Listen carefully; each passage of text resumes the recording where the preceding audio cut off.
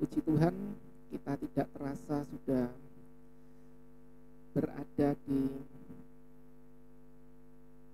lebih dari pertengahan tahun ya. Jadi kita sudah memasuki bulan yang ke-7 dan sudah lewat beberapa saat. Kita masih diberikan kekuatan, kesehatan oleh Tuhan untuk kami boleh sama-sama terus beribadah, memuji, memuliakan nama Tuhan. Sesuai dengan tema tahunan kita ialah tentang kerajaan Allah. Tema yang diberikan oleh Bapak Gembala kepada saya adalah hidup sebagai duta kerajaan Allah di dunia yang terluka.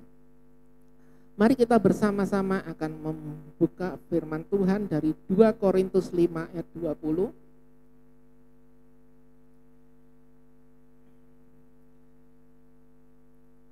2 Korintus 5 ayat 20.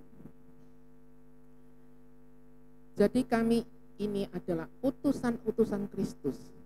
Seakan-akan Allah menasihati kamu dengan perantaraan kami, dalam nama Kristus kami meminta kepadamu, berilah dirimu didamaikan dengan Allah.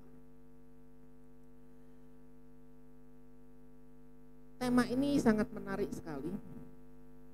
Saya merenungkan firman ini dengan tema yang diberikan dan memang sangat relevan dengan kondisi hari-hari ini. Hidup sebagai duta kerajaan Allah di dunia yang terluka. Kalau kita membaca berita, mendengar berita, saat ini memang dunia tidak sedang baik-baik saja. Itulah sebabnya firman ini bukan datang kepada kita dengan kebetulan. Tapi saya percaya bahwa Bapak Gembala juga diberikan oleh hikmat oleh Tuhan untuk supaya juga penting bagi kita belajar bersama-sama tentang menjadi duta kerajaan Allah di tengah dunia yang terluka. Saya mulai dengan kesimpulan daripada khotbah ini,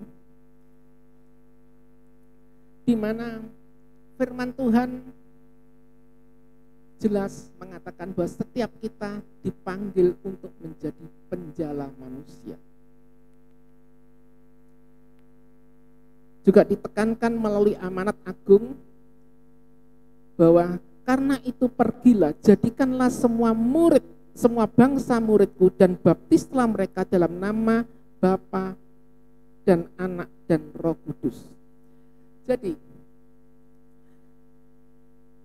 saat ini memang kondisi yang ada mengharuskan setiap kita untuk merespon akan firman Tuhan. 2 minggu yang lalu Ibu Gembala sudah menyampaikan kepada kita tentang pelayanan. Sehingga firman Tuhan yang saya sampaikan juga tidak lebih dari apa yang harus dikerjakan di pelayanan, tidak hanya sekedar melayani. Karena tugas utama daripada setiap orang percaya adalah membangkitkan yang mati. Kita lihat pada saat ini banyak orang yang jiwanya mati, hatinya beku, hatinya keras. Sehingga firman Tuhan berkata dalam Ibrani 11 ayat 13 dikatakan, dalam iman mereka semua itu telah mati sebagai orang-orang yang tidak memperoleh apa-apa yang dijanjikan. Ada orang yang mengenal Tuhan, tetapi mereka tidak melakukan seperti apa yang Tuhan inginkan. Mereka mengaku sebagai orang Kristen, tetapi mereka tidak pernah membaca Alkitab, tidak pernah berdoa, bahkan hanya KTP saja mereka sebagai orang Kristen. Ada orang yang menyatakan diri sebagai orang Kristen, tetapi di dalam kehidupan mereka mungkin melakukan hal-hal yang baik. Mereka mungkin beribadah, mungkin mereka membaca firman Tuhan. Tetapi sejauh mana persekutuan mereka dan apa yang mereka hidupi sebagai firman Tuhan. Pada waktu saya diberikan tema dan ayat ini oleh Pak Adi. Saya mulai membaca firman Tuhan, saya baca seluruh 2 Korintus 5 ayat 20. Lalu di dalam hati saya Tuhan memberikan satu kalimat gitu. Satu kalimat daripada sebuah lagu gitu. Asal percaya saja. Ya, Bapak Ibu semua tahu ya kalau saya itu tidak bisa nyanyi gitu. Saya keluar dari kamar, saya tanya istri saya, ini lagu apa? Itu. Lalu istri saya bilang, bilurnya. Bilurnya, bilurnya, bilurnya sungguh heran. Bilurnya, bilurnya membawa kesembuhan. Asal percaya saja, semua sakit hilanglah. Saya pikir, ngapain Tuhan saya dikasih lagu ini? Tuhan ingatkan pada saya, tahu enggak? Percaya itu enggak boleh asal. Oh gitu toh maksudnya. Percaya itu enggak boleh asal. Lalu apa yang harus kita kerjakan di dalam kehidupan kita sebagai orang percaya?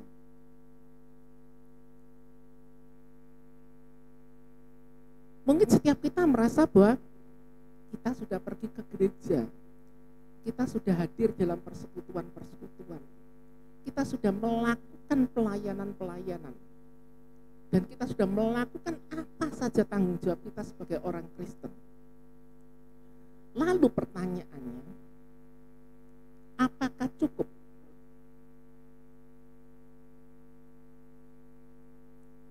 Kita lihat hari-hari ini, sesuai dengan tema dikatakan dunia yang terluka. Itulah sebabnya dikatakan hidup kita sebagai duta kerajaan Allah. Firman Tuhan menegaskan kembali, jadi kami adalah utusan-utusan Kristus. Siapa kami ini? Kami adalah Paulus, adalah hamba Tuhan yang menyampaikan pemberitaan firman, adalah gembala, adalah para penginjil, dan kita semuanya itulah kami. Seakan-akan Allah menasihati kamu dengan perantaraan kamu. Kita semua diingatkan tugas kita. Apa yang diingatkan? Tentang pengutusan itu. Tentang bagaimana kita menjadi duta kerajaan Allah. Jadi tentang kerajaan Allah kemarin sudah dibahas oleh Pak Adi. Gitu. Lalu apa itu duta?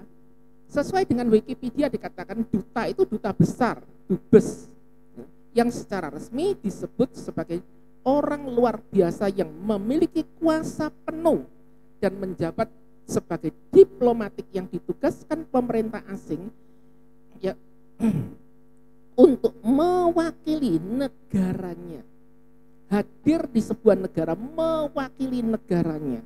Jadi seorang duta ini memiliki memiliki otoritas yang sangat tinggi. Apa yang dilakukan oleh seorang duta besar, diucapkan oleh seorang duta besar adalah pesan-pesan penting yang perlu disampaikan melalui dia, yang diutus dan dilantik oleh presiden dan ditugaskan untuk ke negara tujuan. Lalu kenapa harus menjadi duta? Amanat Agung sudah jelas mengatakan, karena itu pergilah, jadikanlah semua bangsa muridku dan baptislah mereka dengan nama Bapa, Anak, dan Roh Kudus.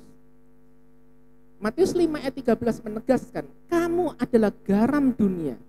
Jika garam itu menjadi tawar, dengan apakah ia diasinkan? Tidak ada lagi gunanya selain dibuang dan diinjak-injak orang. Kamu adalah terang dunia. Kota yang terletak di atas gunung tidak mungkin tersembunyi. Lagi pula orang tidak menyalakan pelita lalu meletakkannya di bawah gantang, melainkan di atas kaki dia sehingga menerangi semua orang di dalam rumah itu. Demikianlah hendaknya terangmu bercahaya di depan orang, supaya mereka melihat perbuatanmu yang baik dan memuliakan Bapamu di surga. Jadi menjadi garam, menjadi terang, bukan inklusif untuk lingkungan kita. Tetapi di sini harus dikatakan bisa menjadi berkat bagi setiap orang. Orang tidak akan merasakan hambar dengan kehadiran kita. Orang tidak akan merasakan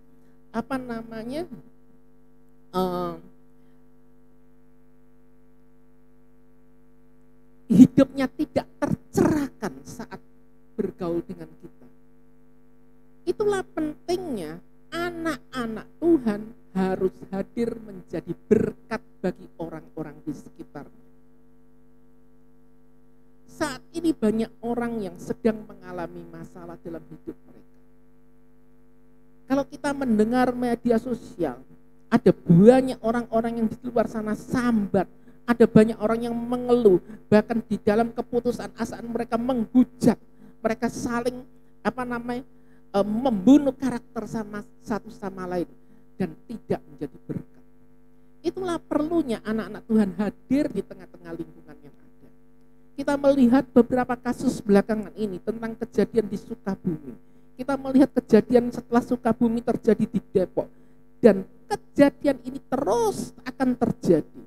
Karena firman Tuhan sudah menyatakan bahwa setiap kita yang percaya akan Tuhan, hidupnya tidak akan baik-baik saja. Tetapi untuk itulah kita perlu hadir di tengah-tengah mereka, bukan menjadi sekelompok orang yang eksklusif, yang mementingkan diri sendiri atau kelompok. Tetapi kita perlu menjadi berkat. Keberadaan kita di tempat ini juga perlu menjadi berkat, bukan hanya pada sesama kita, tapi pada lingkungan kita juga. Banyak hal yang perlu dikerjakan. Apa yang menyebabkan dunia itu terluka? Ada beberapa hal yang saya pelajari menyebabkan dunia itu terluka. Yang pertama adalah dosa asal. Roma 15 ayat 12 berkata, karena itu sama seperti oleh satu orang dosa telah masuk ke dalam dunia dan dosa itu maut. Demikianlah maut itu telah menjalar kepada semua manusia karena mereka telah berbuat dosa. Jadi yang membuat kehancuran daripada dunia itu pertama adalah dosa asal.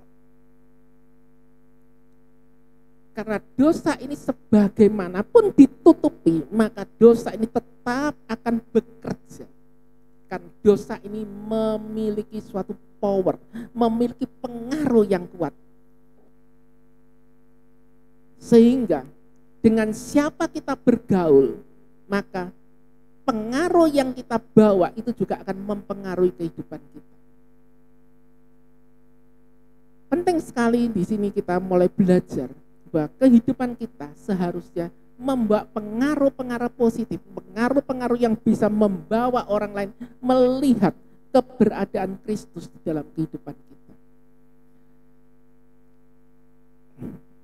Penyebab kedua adalah pemberontakan manusia. Yeremia 17 ayat 9. Hati manusia lebih curang daripada segalanya dan sangat jahat. Siapa yang dapat mengetahuinya? Setelah kejatuhan manusia, manusia terus memberontak terhadap Tuhan. Dan itulah yang menyebabkan penderitaan dan kerusakan di dunia ini. Pemberontakan ini tidak berhenti sampai dengan pada waktu Kristus mati dan kemudian bangkit menebus dosa-dosa manusia.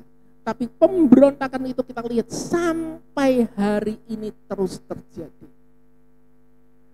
Untuk itulah tidak ada cara lain untuk menghentikannya selain daripada bagaimana kita anak-anak Tuhan menjadi pewarta-pewarta, menyampaikan kabar baik kepada mereka untuk membuat hati mereka kembali kepada Bapa. Akibat yang ketiga adalah akibat dosa. Galatia 6 ayat 7 berkata, jangan sesat, Allah tidak membiarkan dirinya dipermainkan. karena apa yang ditabur orang itu juga yang akan dituai. Pertobatan bukan hanya sekedar kita mengenal Kristus, menerima Kristus sebagai juru selamat kita, tetapi kemudian kita merasa sudah selamat. Firman Tuhan katakan apa? Jangan sesat, Allah tidak membiarkan dirinya dipermainkan. Karena apa yang ditabur orang juga akan dituai. Di dalam kehidupan kita sehari-hari, perlulah pertobatan itu dilakukan dari hari ke hari, dari jam ke jam, dari waktu ke waktu. Karena apa? Sadar atau tidak sadar, apa yang kita tabur setiap hari yang kita rasa baik, belum tentu benar di hadapan Tuhan. Itulah sebabnya firman Tuhan mengingatkan kepada kita bahwa hukum tabur tuai itu tetap ada. Yohanes 6 ayat 33 berkata, di dalam dunia ini kamu akan menderita penganiayaan, tetapi kuatkanlah hatimu, aku telah mengalahkan dunia. Masih ada satu harapan bagi setiap kita, yang pada saat kita mengalami penganiayaan, kita tidak akan berjalan sendiri. Tuhan selalu ada untuk kita. Dia akan terus membimbing kita dan memberikan kekuatan kepada setiap kita. Sehingga siapa yang senantiasa bertahan di dalam Tuhan, dia akan terus mendapatkan apa yang dia akan tuai. Lalu siapa yang akan diutus? Pertanyaannya begitu, siapa yang akan diutus? Yesaya 6 ayat 8 berkata, lalu aku mendengar suara Tuhan berkata, siapa yang akan kuutus dan siapa yang mau pergi untuk aku? Maka Yesaya berkata, inilah aku, utuslah aku. Hineni, syekalah hineni. Sebagaimana Abraham dipanggil oleh Tuhan, Allah memanggil Abraham, Abraham. Dia jawab, hineni, inilah aku Tuhan. Sebagaimana Musa menghampiri api yang menyala, Tuhan berkata, Musa, Musa kemarilah. Dia katakan, hineni, inilah aku Tuhan. Pertanyaan yang sama sekarang disampaikan kepada kita semua. Siapakah yang mau aku utus? Apa yang menjadi jawaban kita? Dia saja Tuhan? Pak Adi saja Tuhan? Bu Marlina saja Tuhan? Amanat agung diberikan kepada setiap kita. Untuk kita siap diutus. Kenapa dibutuhkan pengutusan? Karena harapan dan pemulihan itu selalu ada. Meskipun dunia terluka, kekristenan mengajarkan bahwa ada harapan untuk pemulihan melalui Yesus Kristus. Wahyu 21 ayat 4 berkata, dan ia akan menghapus segala air mata dari mata mereka, dan maut tidak akan ada lagi.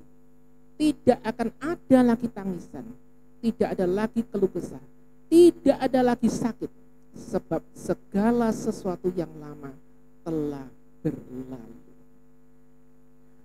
Janji Tuhan selalu ya dan amin. Di setiap badai kehidupan kita,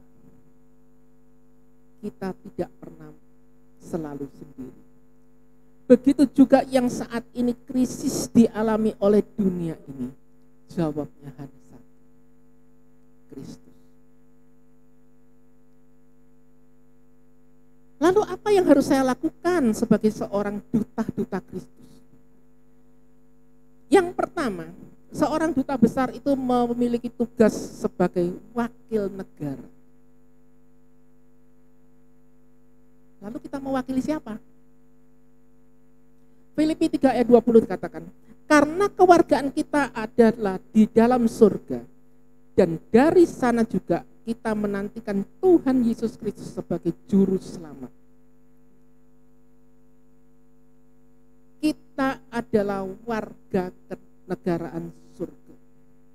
Untuk itulah kita ada di dunia ini sebagai wakil-wakil Kristus, the messenger of God, pembawa pesan daripada Allah.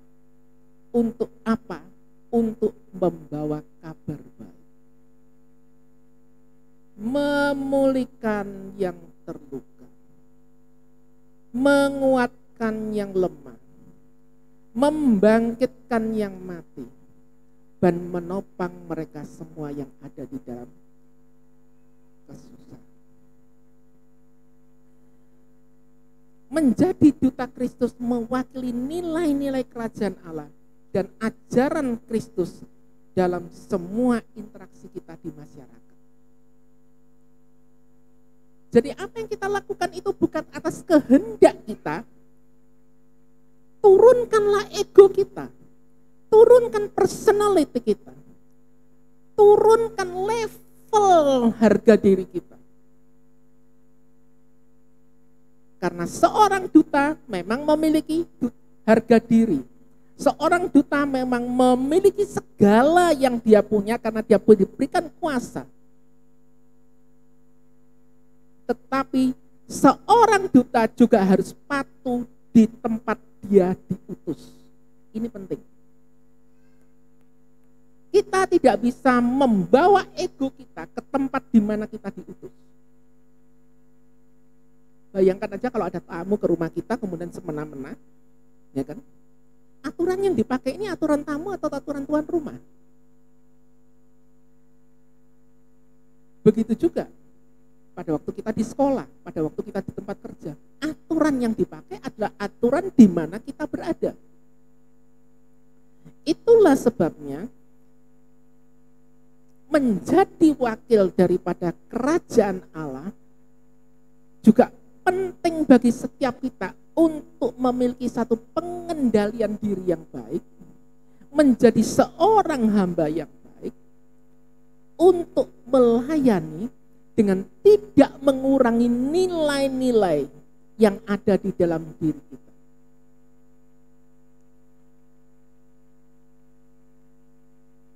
Jadi kadang orang merasa bahwa seorang hamba itu tidak lebih tinggi daripada tuannya. Tetapi hamba yang diutus oleh Kristus, dia memiliki otoritas penuh walaupun dia adalah hamba.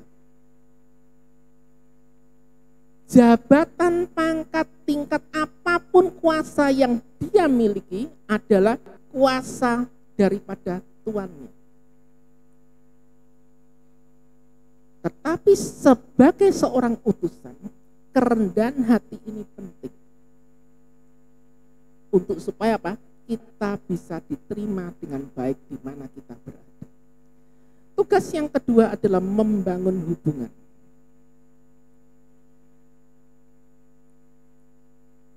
Membangun hubungan yang baik dengan siapa saja dan berusaha mencerminkan jati Kristus melalui ucapan, tindakan, dan perbuatan.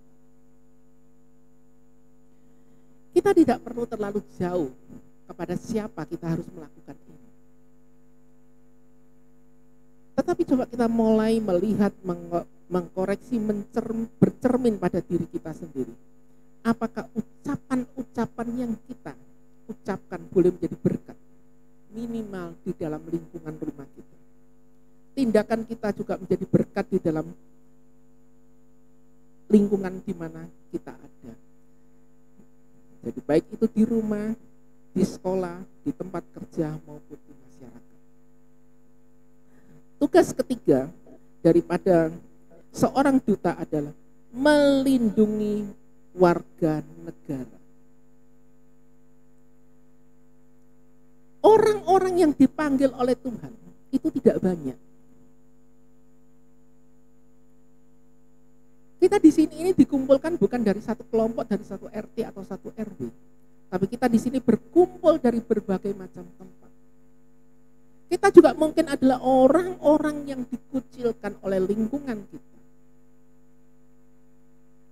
Tetapi kita berkumpul di sini sebagai satu warga negara kerajaan surga. Kita saudara seiman.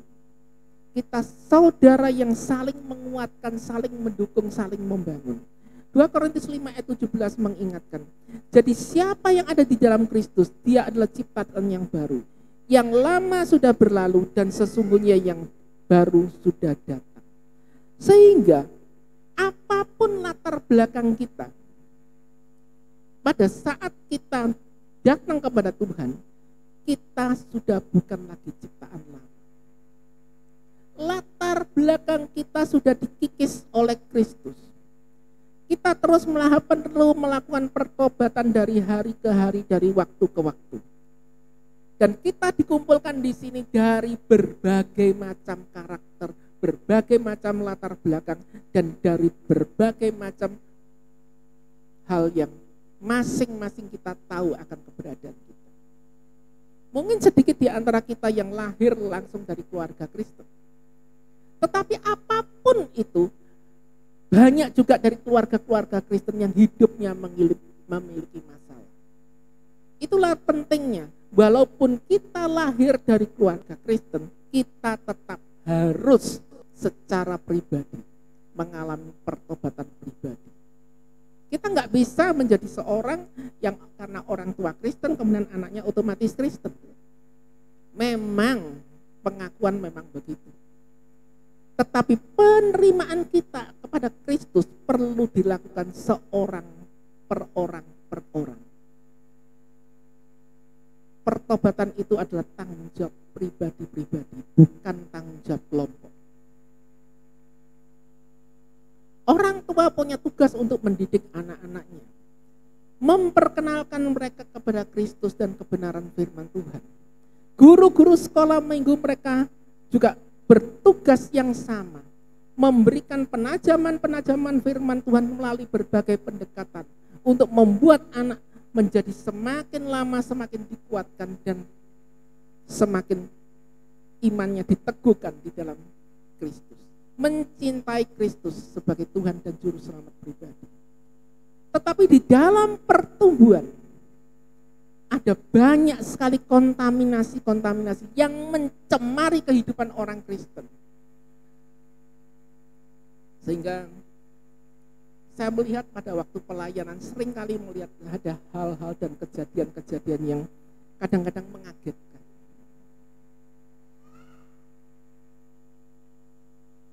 Secara pribadi, secara mulut kita percaya kita mengenal Tuhan sebagai Juru Selamat kita.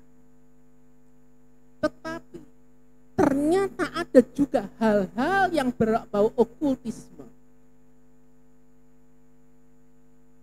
Ada hal-hal lain yang di luar kekristenan, di luar ajaran-ajaran Kristen yang masih dipercaya. Ada orang Kristen yang masih menyimpan jimat. Ada orang Kristen yang masih mencari pertolongan daripada dukun. Oh, bukan dukun, Pak. Itu orang yang memang punya talenta, katanya. Orang pintar. Nah, kalau kita ngakui dia orang pintar, berarti kita ini orang apa? Gitu. Kita bisa terjemahkan sendiri aja. Itulah pentingnya bagi setiap kita melindungi satu sama lain, saling menguatkan, saling menopang, saling mendukung, supaya setiap kita tidak akan menjadi terputus. Bayangkan sebatang lidi, dia tidak akan bisa berfungsi banyak selain cuman lidi.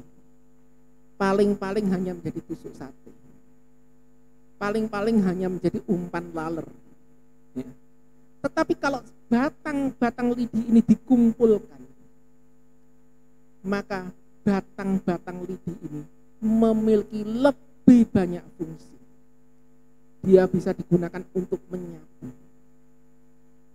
Bahkan juga secara rohani, sapu ini juga bisa menyapu bersih daripada hal-hal yang perlu disapu dari kehidupan kita. Yang keempat, tugas seorang duta adalah mempromosikan kepentingan. Berusaha semaksimal mungkin untuk memprioritaskan agar kerajaan Allah boleh hadir di bumi sebagaimana di surga. Pak Adi kemarin sudah jelaskan, kerajaan surga itu tidak jauh di atas sana, tetapi kerajaan surga itu ada juga di bumi. Kalau menurut konsep keyahudian, jadi kerajaan surga itu ada beberapa, satu ada di bumi, dua ada di awan, ketiga ada di tempat yang maha tinggi. Ada 4 pokoknya ya. Saya tidak akan membahas itu. Tetapi ada orang yang beranggapan bahwa kerajaan surga itu nanti kalau kita mati. Nah inilah kesalahan-kesalahan yang sering kita pahami sehingga banyak orang merasa saya bertobat nanti aja kalau sudah saatnya saya mau dipanggil.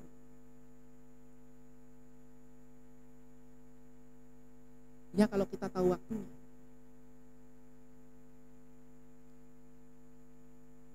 Ada banyak kita lihat mungkin di sosial media.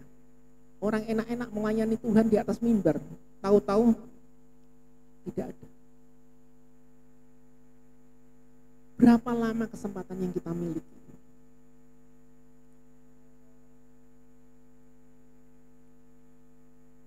Kerajaan surga hendaknya dinikmati dan dirasakan setiap orang percaya.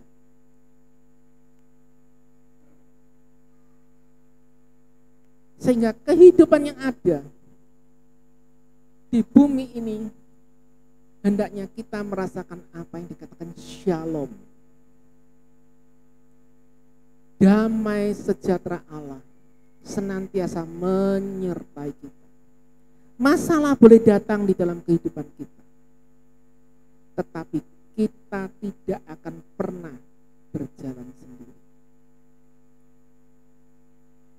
Apapun yang kita alami dalam kehidupan kita, Tuhan izinkan kita melewatinya.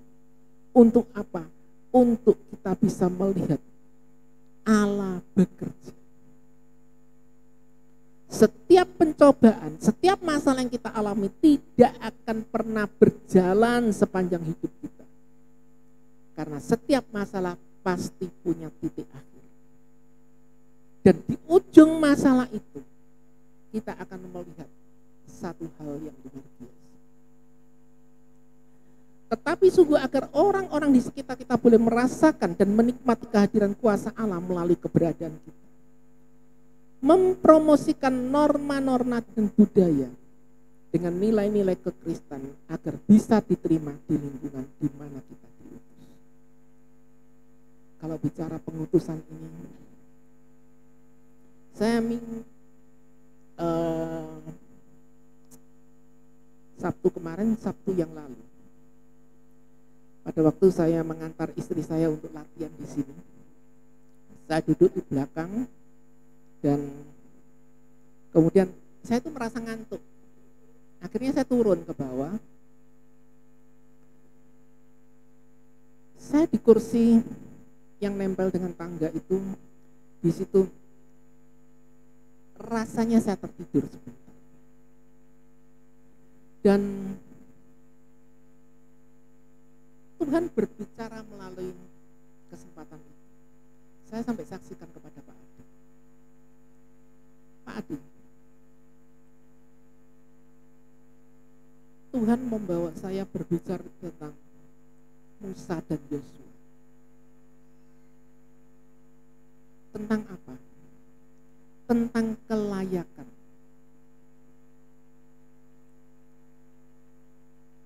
Kenapa? Pak Adi tanya saya. Tuhan berbicara doa, mengingatkan kembali pada waktu Musa dipanggil oleh Tuhan melalui semak api.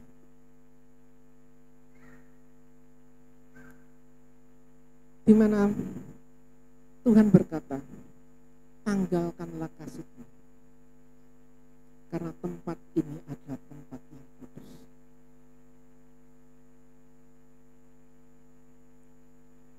Lalu Tuhan mengingatkan kembali tentang seorang Yosua.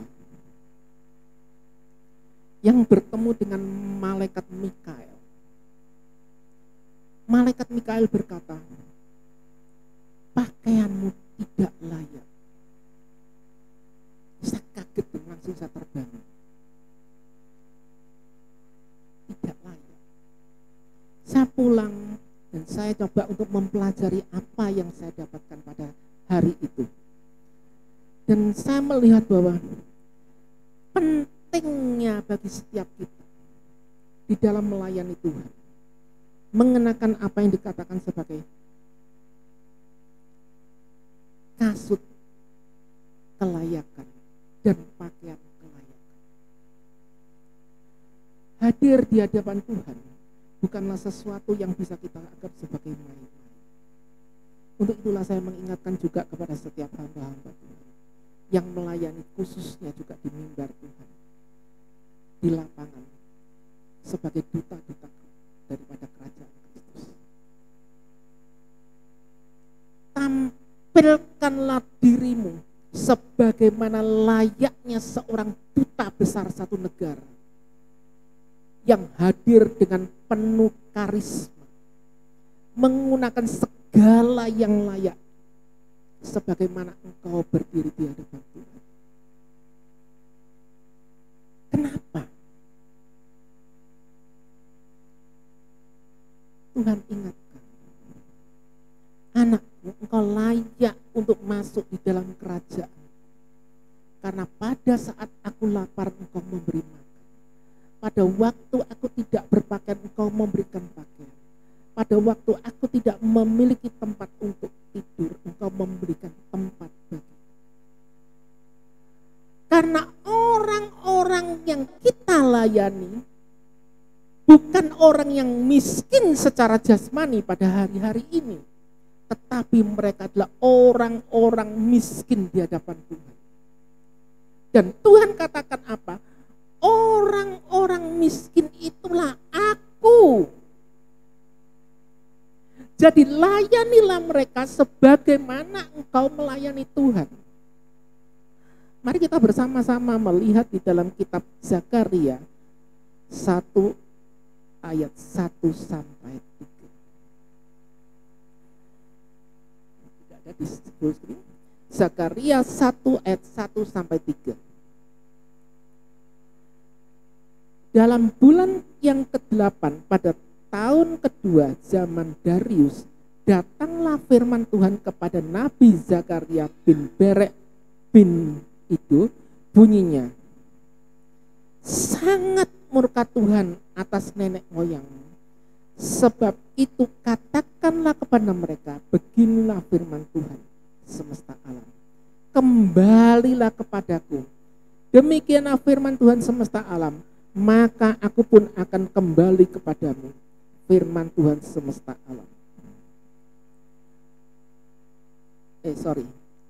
Zakaria 3 ayat 1 sampai 3.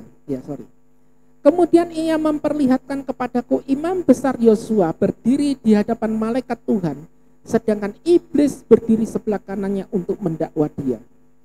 Lalu berkatalah malaikat Tuhan kepada iblis, Tuhan, kiranya engkau menghardik, hai iblis. Tuhan yang memilih Yerusalem kiranya menghardik engkau. Bukankah dia ini puntung yang telah ditarik dari api? Dan Yosua mengenakan pakaian yang kotor waktu ia berdiri di hadapan malaikat itu. Selanjutnya 4. Yang memberikan perintah kepada orang-orang yang melayani, tanggalkan pakaian yang kotor itu daripadanya. Dan kepada Yosua ia berkata, lihat, dengan ini aku telah menjauhkan kesalahanmu daripadamu. Aku akan mengenakan kepadamu pakaian pesta. Ini satu contoh, ya, pentingnya kita mengenakan sesuatu yang layak di hadapan Tuhan. Kalau Yosua berdiri di hadapan seorang malaikat Mikael saja, malaikat itu katakan pakaianmu itu kotor, pakaianmu itu tidak layak. Sehingga ini juga mengingatkan, menegur setiap kita juga yang ada di dalam pelayanan. Tampilkanlah dirimu sebagaimana selayak mungkin di hadapan Tuhan. Bukan hanya di atas mimbar ini. Kembali firman Tuhan katakan tadi, gitu, bahwa orang-orang miskin yang engkau telah layani, yang telah engkau beri roti, yang telah engkau beri makan, yang telah engkau beri pakaian, itulah aku.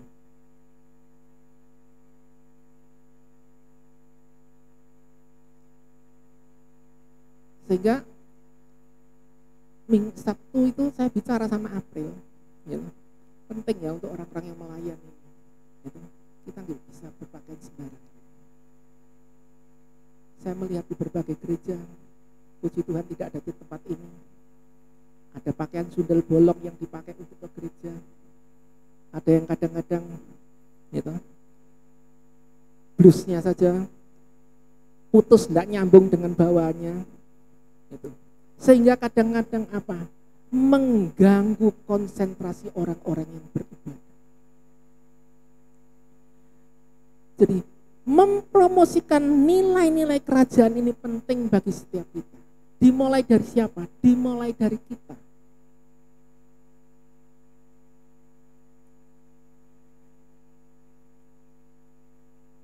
Yang kelima, seorang duta perlu untuk melaporkan keadaan daripada pelayanan yang ada. Sebagaimana seorang duta perlu melaporkan progres kinerjanya kepada pemimpinnya, demikian juga kita harus membangun hubungan yang intim, baik kepada Tuhan yang mengutus kita, juga melaporkan tugas-tugas pelayanan di mana lembaga yang mengutus kita. Kita nggak bisa berdiri pelayanan itu sendiri-sendiri. Merasa bahwa, wewenangku sebagai pemimpin daripada ibu-ibu kan sudah dikasihkan aku. Yang penting aku tanggung jawab. Nggak bisa. Kau adalah bagian dari majelis. Apa yang kau lakukan laporkan kepada majelis. Supaya kalau ada apa-apa majelis itu tahu. Gembala tahu. Gitu. Jadi seorang utusan tetap harus memberikan progres daripada apa yang dikerjakan kepada yang mengutus, kepada organisasi.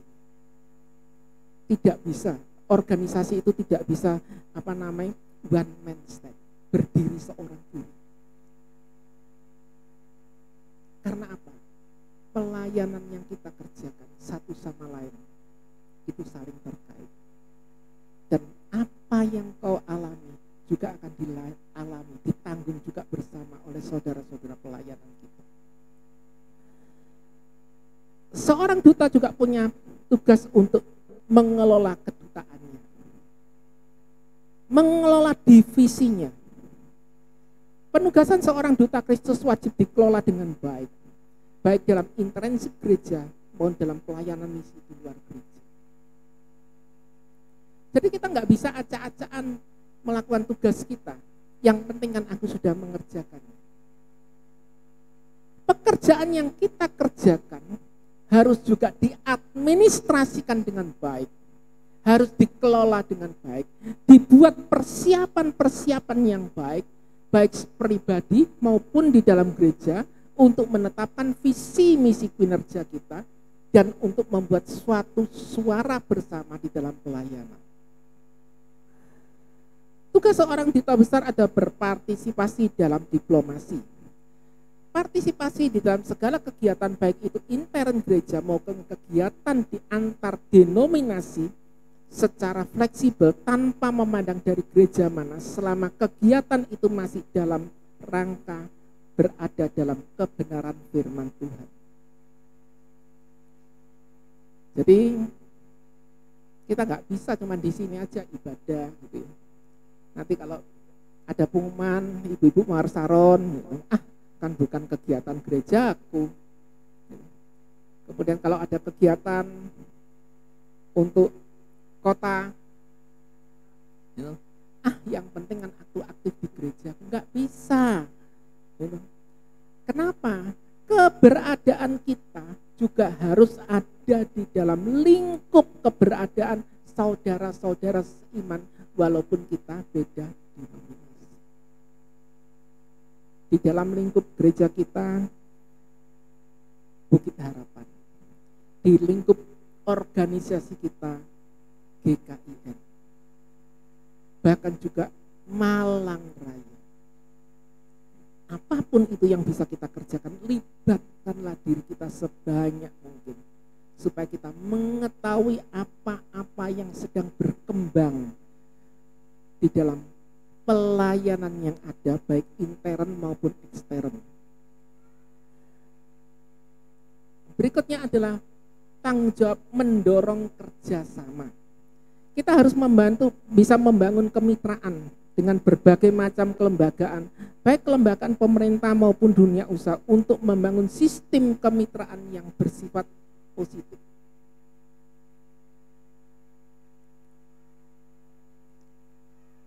Banyak hal yang sudah kita kerjakan. Kita lihat kemarin pada waktu COVID, di mana Bapak Gembala juga aktif sekali di dalam pelayanan-pelayanan semacam ini. Dan kita boleh menjadi berkat dimanapun kita berada. Ada mitra-mitra juga yang mendukung pelayanan kita selama ini. Ada pelayanan diakonia setiap bulan yang bisa dibagikan. Ada juga pelayanan diakonia kematian untuk mereka-mereka yang secara usia sudah tidak bisa di-cover dengan iuran bulanan daripada yayasan kematian. Puji Tuhan, ada yang meng-cover. Tuhan menggerakkan banyak orang, bukan hanya dari kota Malang. Kita melihat bagaimana campur tangan Tuhan bekerja. Bukan dari keeksklusifan kita, bagaimana kita mementingkan diri kita sendiri. Tapi pelayan kita keluar itu juga menjadi berkat bagi banyak orang. Berikutnya adalah diplomasi publik. Tidak bersifat eksklusif terhadap golongan orang seiman saja, tetapi di mana kita berada, kita harus mampu membangun diplomasi publik agar keberadaan kita tidak menjadi batu sandungan di tengah-tengah masyarakat. Puji Tuhan. Walaupun kita nggak berbuat banyak, tapi kemarin waktu COVID beberapa kali juga kita melakukan bakti sosial di tengah-tengah masyarakat yang ada, membantu mereka di dalam kesulitan mereka. Tetapi marilah kita tingkatkan apa yang bisa kita kerjakan untuk menjadi utusan-utusan daripada kerajaan Allah di tengah-tengah dunia ini.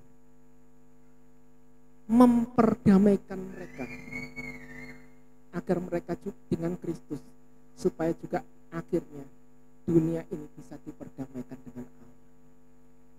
Akhir daripada kalimat penutup di dalam firman Tuhan 2 Korintus tadi berkata, berikanlah dirimu didamaikan dengan Allah.